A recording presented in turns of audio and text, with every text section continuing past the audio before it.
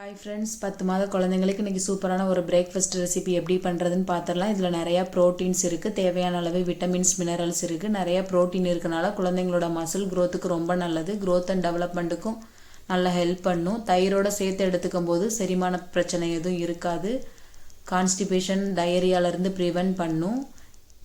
இது எப்படி பண்ணுறதுன்னு பார்த்துடலாம்.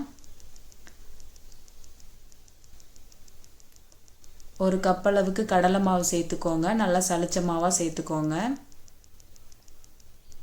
இது கூடயே கொஞ்சம் துருவின கேரட்,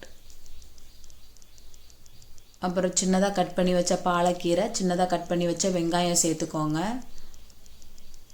சால்ட் எதுவுமே ஆட் பண்ண வேண்டாம், கொஞ்சமாக மஞ்சள் தூள் சேர்த்துக்கரலாம்.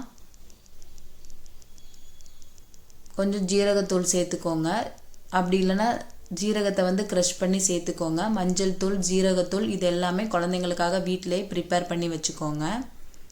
இதில் கொஞ்சம் கொஞ்சமாக தண்ணி சேர்த்து நல்லா தோசை மாவு பதத்துக்கு கரைச்சிருங்க. இந்த மாதிரி கட்டிகள் எதுவுமே இருக்காமல் நல்லா கரைச்சிருங்க. குழந்தைங்களுக்கு கொடுக்கறனால கட்டி இல்லாமல் கரைச்சிக்கணும். இப்போ தோசைக்கல்லை குட்டி குட்டியாக ஊற்றி மூடி வச்சு வேக வச்சுருங்க.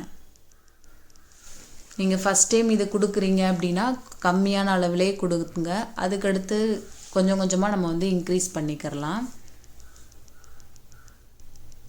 அவ்வளோதான் ஃப்ரெண்ட்ஸ், ரெடி ஆயிடுச்சு. இது நீங்கள் மார்னிங் பிரேக்ஃபாஸ்ட்டாக கொடுக்கலாம். மார்னிங் கொடுக்குறீங்க அப்படின்னா மட்டும் குக்கும்பர் எடுத்துக்கோங்க. குக்கும்பர் கொடுக்கும்போதுமே நீங்கள் துருவி அந்த தயிரோட மிக்ஸ் பண்ணி எடுத்துக்கலாம். அப்படி உங்களுக்கு வேண்டானாலுமே அவாய்ட் பண்ணிடுங்க. டின்னரு கொடுக்கீங்கன்னா குழந்தைங்க தூங்க போகிறதுக்கு ஒரு 2 மணி நேரத்துக்கு முன்னாடியே நீங்கள் கொடுத்துடலாம். இந்த வீடியோ பிடிச்சிருந்தா லைக் பண்ணுங்கள். தேங்க்யூ.